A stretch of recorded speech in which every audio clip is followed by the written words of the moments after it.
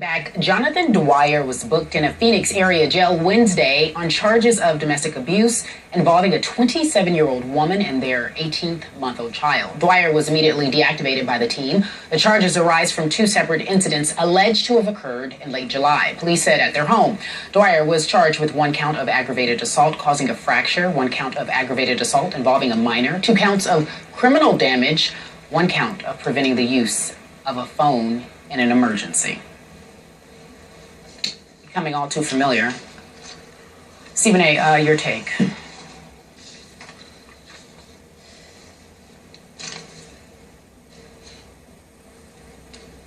Skip Bayless, I'm so tired of talking about this. I don't even know what to say anymore. I would love to tell you that I'm numb.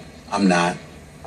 I would love to sit here and say there's 2 sides to every story and all. I'm done with all that.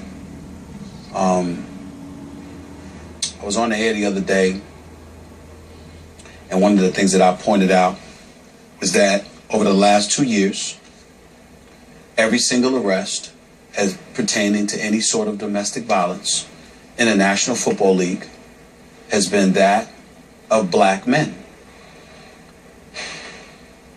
I apologize if anybody is offended by that, but I am a black man and that resonates with me. You're going to have to get over it. What I have to say is this.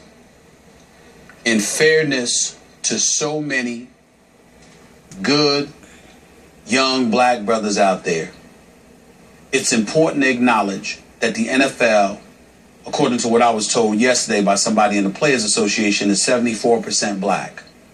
It's important to point out that if you put out the numbers in the NFL as it pertains to domestic violence, compared to what's going on in society, the number is actually more alarming outside the NFL than it is inside the NFL. The number is at less than 5%.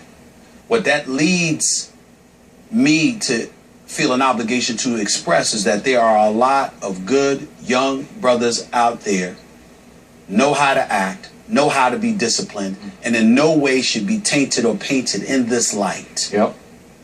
But what's inescapable is that if we used any of these screens here in this studio and we put up the mugshots of every single individual over the last 2 years, they would all be black men. And as a result of that, what kind of imagery and perception is that putting out in our society? First of all, you've got young black males, okay, that are out here in the world that these are their role models because it's about imagery and it's about what you see.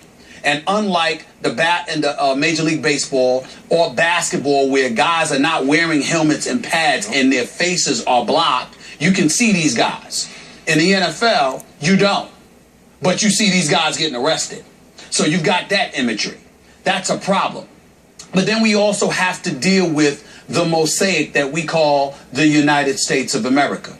We have to deal with prospective employers. We have to deal with individuals like that. We have to deal with society as a whole. And if this is the imagery that is being thrown out there, am I beyond the pale in saying that that's going to be an excuse for people who want to think negatively about men from my community to think exactly those negative things?